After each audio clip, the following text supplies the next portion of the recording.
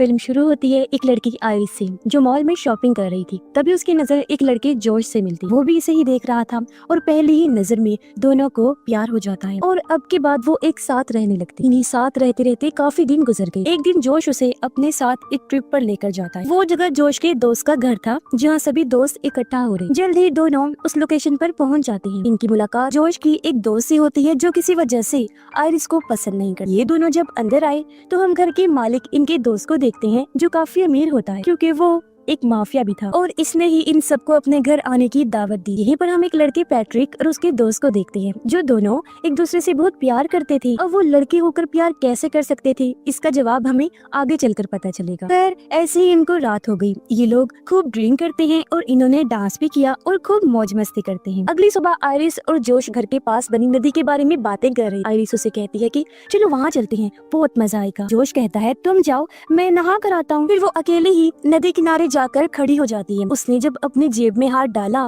तो चाकू निकलता है। उसे देख वो काफी हैरान रह गई। सोचती है कि ये मेरी जेब में कैसे आया। तभी यहाँ पर घर का मालिक भी आ जाता है, इसलिए आइरिस फौरन चाकू वापस रख लेती है। वो जैसे ही जाने लगी वो कहता है कि इधर ही बैठ जाओ, बातें करते हैं। अब वो रुकना तो नहीं चाहती थी लेकिन उसके कहने पर रुक गई। फिर वो बड़ी अजीब बात कहता है कि तुम मेरी पीठ पर लोशन लगा दो। ये सुन आइरिस को बुरा तो लगा लेकिन वो ऐसा करने लगती है। अब उस मालिक मकान की हरकतें इधर ही नहीं रुकती बल्कि वो आइरिस का हाथ पकड़ लेता है, अजीब तरह से उसे हाथ लगाकर अपने बहुत करीब कर लेता है। आइरिस को बहुत बुरा लगा। वो बार बार कह रही थी कि ये तुम क्या कर रहे हो, छोड़ दो मुझे, बहुत गलत हरकत है। लेकिन वो ये कहने लगा कि कोई मसला नहीं है मेरी जान, जैसे जैसे मैं कह रहा हूँ तुम भी करो। इससे आइरिस को गुस्सा आ गया।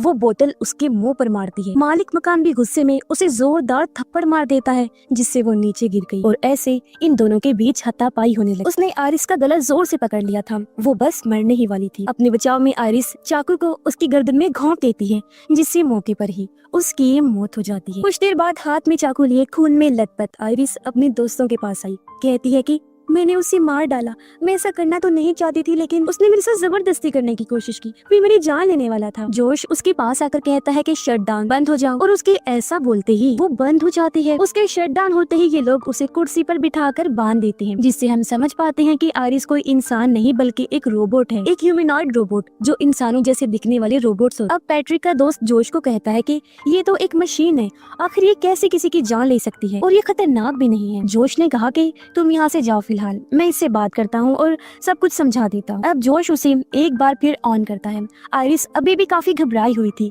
वो बार बार एक ही बात किए जा रही थी कि मुझे माफ कर दो प्लीज, मैंने ये जानबूझ के नहीं किया। जोश कहता है कि तुम्हें उसकी जान नहीं लेनी चाहिए थी। वो तुम्हें कुछ नहीं कहता, जानते हो क्यों? क्योंकि तुम कोई इंसान नहीं हो बल्कि एक रोबोट हो। ये सुनकर आइरिस काफी चौंक जाती है क्योंकि आज से पहले वो इस बात से अनजान थी। कहती है कि ऐसा नहीं हो सकता, अगर मैं रोबोट हूँ तो फिर सब कुछ महसूस कैसे कर सकती हूँ, हर चीज को मैं समझती हूँ, तुम्हारे लिए फीलिंग्स, इमोशंस, जज्बात रखती हूँ, तुमसे प्यार करती हूँ, हमने बहुत सा वक्त साथ गुजारा है और बहुत ट्रिप्स पर हम साथ जा चुके हैं। इस पर जोश कहता है कि तुम सिर्फ एक मशीन हो और ये जो सारी चीजें तुम करती हो वो तुम्हारे प्रोग्राम्स हैं, यादें हैं जो तुम्हारे सिस्टम में डाले गए हैं। अब यहाँ से सीन उस टाइम में शिफ्ट होता है जब रोबोटिक कंपनी वाले पहली बार आइरिस को जोश के घर लेकर आए। कंपनी वालों ने उसे कहा था कि ये कोई आम रोबोट नहीं है बल्कि ये बिल्कुल इंसान ही है, इंसानों जैसे ही जज्बात रखती है। तुम बस एक बार इसके साथ प्यार दोस्ती वाला लिंक बना लो, रिश्ता बना लो, फिर ये हमेशा तुम्हारे साथ रहेगी, तुमसे प्यार करेगी। जब आइरिस का सिस्टम 100% एक्टिवेट हो जाता है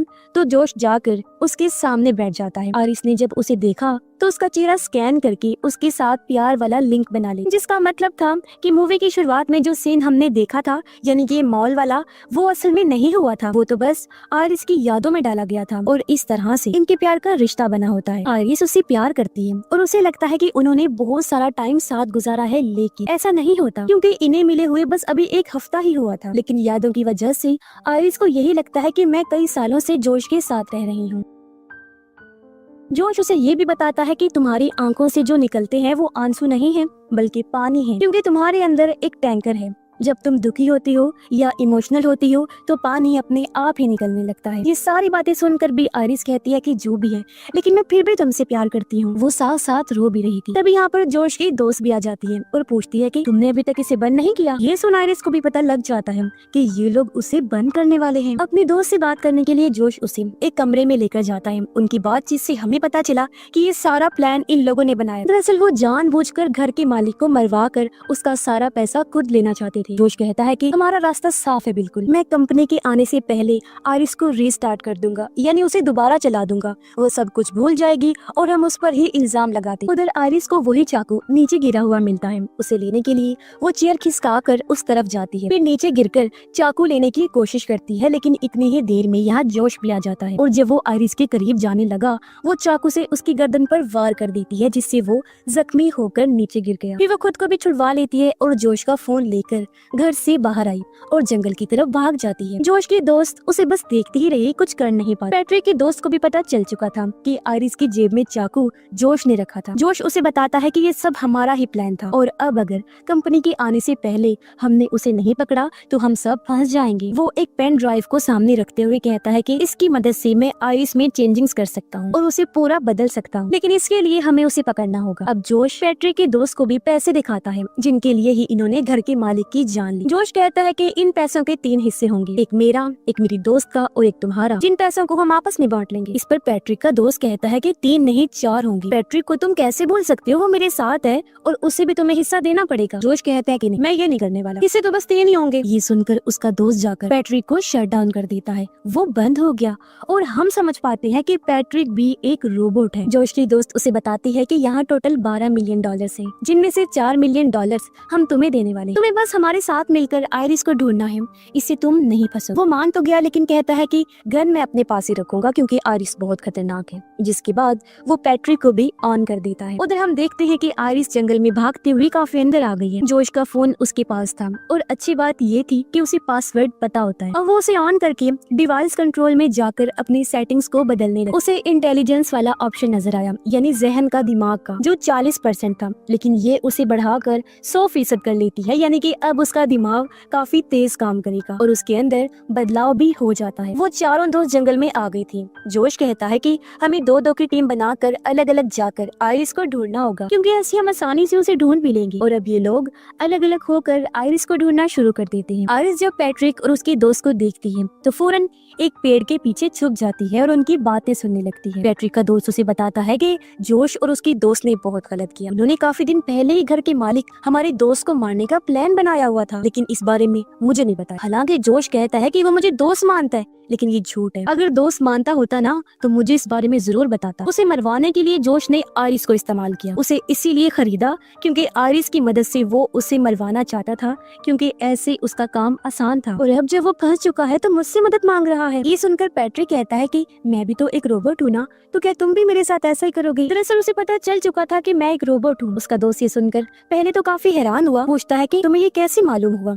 पैट्रिक कहता है कि यार मैं इतने दिन से तुम्हारे साथ रह रहा हूँ, बस पता चल गया। और अब हम देखते हैं कि आखिर कैसे पैट्रिक और उसके दोस्त के बीच प्यार दोस्ती का रिश्ता बना था। दोनों एक फेस्टिवल त्योहार में मिले थे और इनके बीच गहरा रिश्ता बन गया। तब उसका दोस्त कहता है कि तुम बेफिक्र रहो, मैं तुम्हारे साथ कुछ गलत नहीं करूंगा, क्योंकि सच में तुम्हारे साथ रहते रहते मुझे तुमसे प्यार हो गया है। तुम बहुत अच्छी हो, मैं हमेशा तुम्हारे साथ रहना चाहता हूँ, तुम मेरे लिए सब करते हो। इनकी बात चल ही रही थी कि तभी आयरिस के हाथ में फोन पर बेल हो जाती है, जिससे इन दोनों को पता चल गया कि आयरिस पेड़ के पीछे है। पैट्रिक का दोस्त गन निकाल लेता है, आयरिस भागने लगी तो वो शूट करने लगता है, लेकिन निशाना ठीक से नहीं लगता। ये देखकर पैट्रिक का दोस्त दूसरी साइड पर जाता है और जब आयरिस भागते हुए आगे बढ़ रही थी तो वो सामने से आकर उसे पकड़ लेता है, जिससे ये दोनों घसीटते हुए नीचे गिर जाती हैं। लेकिन इससे पहले वो गन लेकर दोबारा आयरिस पर हमला करता वो ही उसे पकड़ लेती है और इन दोनों के बीच हाथापाई होने लगती है। लेकिन इसी बीच गन चल जाती है, गोली पैट्रिक के दोस्त को लगी और उसकी मौके पर ही मौत हो जाती है।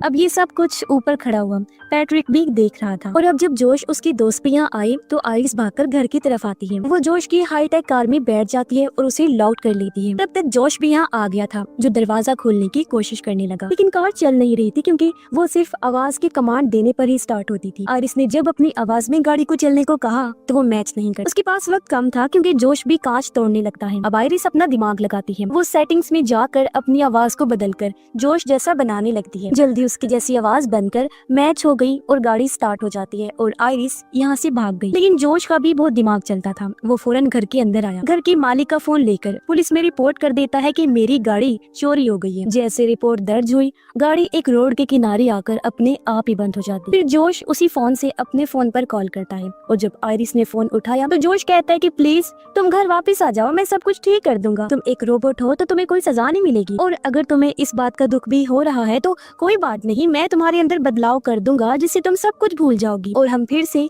एक साथ रहने लगेंगे। इस पर आयरिस कहती है कि बिल्कुल नहीं, अब मैं दोबारा तुम पर भरोसा करके गलती नहीं कर सकती। तुमने तो घर के मालिक को मारने के लिए मुझे इस्तेमाल किया है।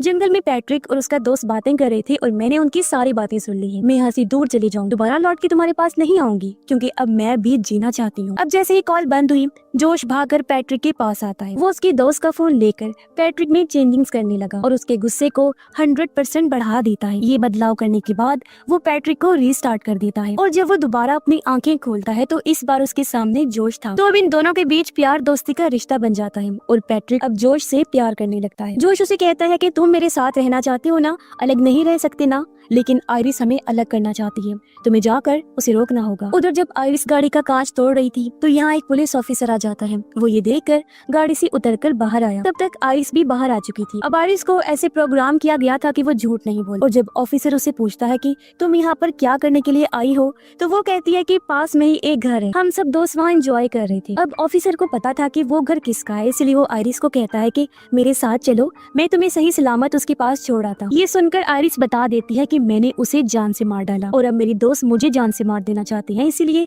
मैं दोबारा उनके पास नहीं जाना चाहती। इतनी ही देर में यहाँ पैट्रिक आ गया। वो ऑफिसर पर हमला कर देता है। पहले उसे पीटता है, फिर बुरी तरह उसे जान से मार डालता है। फिर वो जोश का फोन लेकर आयरिस को शट डाउन करता है और उसे लेकर वापिस आ जाता है। अब जब जोश की दोस्त को सारा मामला सीरियस होता नजर आया तो वो सारे पैसों को पैक करने लगी। जोश से कहती है कि मैं तो यहाँ से जा रही हूँ, अब इस मामले को तुम्हें निपटाओ। जोश कहता है कि तुम मुझे अकेले छोड़ के नहीं जा सकती, मैंने तुम्हारे ही खातिर घर की मालिक की जान दी और अब तुम्हें भी मेरे साथ रहना होगा, समझी? लेकिन वो नहीं सुन, जिद करके यहाँ से जाने लगती है। तब जोश उसे रोकने की कोशिश करता है। जब वो नहीं सुनती तो वो पैट्रिक को उसे रोकने का कहता है। और अब जान ही गई होंगे कि पैट्रिक ने उसे कैसे रोका, क्योंकि उसका गुस्सा सोफी से था। वो उसकी पीठ में चाकू घुसा देता है, जिससे वो बुरी तरह जख्मी हो गई और तेजी से उसका खून निकलने लगा और जल्द ही वो भी दम तोड़ देती है। अब उसकी लाश को ठिकाने लगाने के बाद जोश फिर से आयरिस को ऑन करता है, लेकिन उसने आयरिस के हाथ कुर्सी से बांधे हुए थे और अब वो चाह कर भी कुछ नहीं कर सकती। जोश कहता है कि मैं तो सिर्फ तुम्हारे अंदर चेंजिंग्स करके तुम्हें रीस्टार्ट करना चाहता था ताकि तुम्हारे अंदर का सेव डेटा डिलीट हो जाए, लेकिन अब मुझे लगता है कि तुम्हें खत्म कर देना चाहिए। आयरिस, जिसका दिमाग 100% काम कर रहा था, कहती है कि मैं सब जानती हूँ कि तुम्हें क्या अच्छा लगता है क्या नहीं। वो और भी कई सारी बातें करती है जो सिर्फ जोश के दिमाग में चल रही, जिससे जोश को अंदाजा हो गया कि उसका दिमाग कितना तेज काम कर रहा है, इसीलिए वो उसकी इंटेलिजेंस को 0 कर देता है, यानी दिमाग बिल्कुल खत्म। जिससे अब वो जोश के कंट्रोल में आ गई। जैसे जैसे वो कह रहा था आयरिस बिल्कुल वैसा ही कर रही थी। वो उसका एक हाथ आगे करके नीचे मोमबत्ती रख देता है। ऐसा उसने इसलिए किया ताकि उसे तकलीफ हो और वो जलने लगती है। अब जोश कंपनी में फोन कर देता है ताकि वो आकर आयरिस को ले जाए। आयरिस का पूरा हाथ जल गया और उसका अब मशीनरी वाला हाथ नजर आने लगता है और अब वो पैट्रिक को कहकर आग बुझवा देता है। फिर उसके कहने पर आयरिस गन हाथ में लेकर अपने सर पर रख लेती है और जब उसने चलाने को कहा तो वो खुद को शूट भी कर लेती है, जिससे अब पूरी तरह वो खत्म हो जाती है। कुछ टाइम बाद रोबोटिक कंपनी वाले लोग जब आयरिस को लेने आए तो वो इन्हें झूठी कहानी सुना देता है। गवाही के तौर पर उसने पैट्रिक का रूप पुलिस वाला बना दिया था। वो जोश की हाँ में हाँ मिला रहा था, इसलिए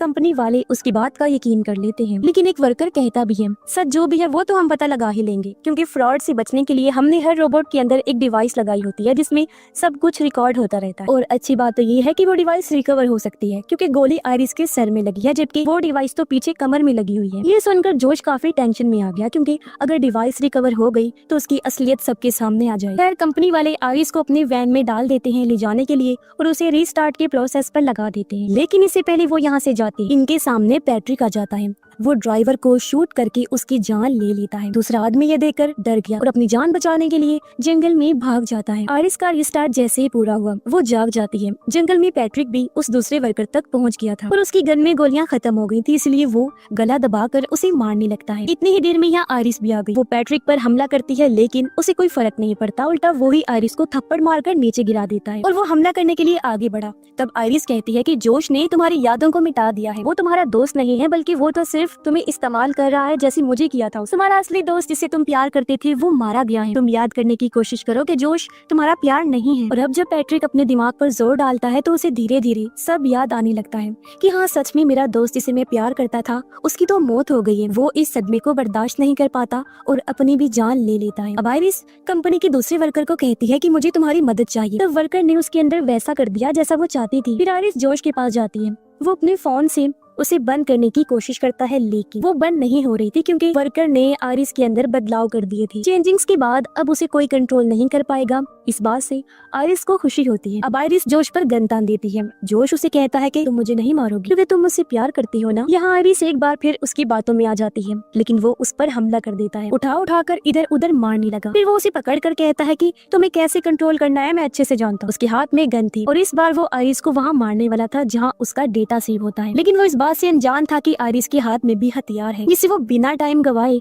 उसके सर में घुसा देती है, जिससे मौके पर ही वो मारा जाता है। इसके बाद हम देखते हैं कि आयरिस अपनी जिंदगी में बहुत खुश है, काफी अच्छे से वो रह रही है बिना किसी के कंट्रोल में। अब उस पर हुक्मरानी करने वाला कोई नहीं था, वो बिल्कुल आजाद, वो जो चाहे अपनी मर्जी से कर सकती थी। सारे पैसे और एक आलीशान कार को लेने के बाद कहीं और रहने के लिए चल पड़ती है। उसे उम्मीद थी कि मेरी नई जिंदगी बहुत खुशहाल होने वाली है। और इसी के साथ ही इस फिल्म की कहानी यहीं पर खत्म हो जाती है।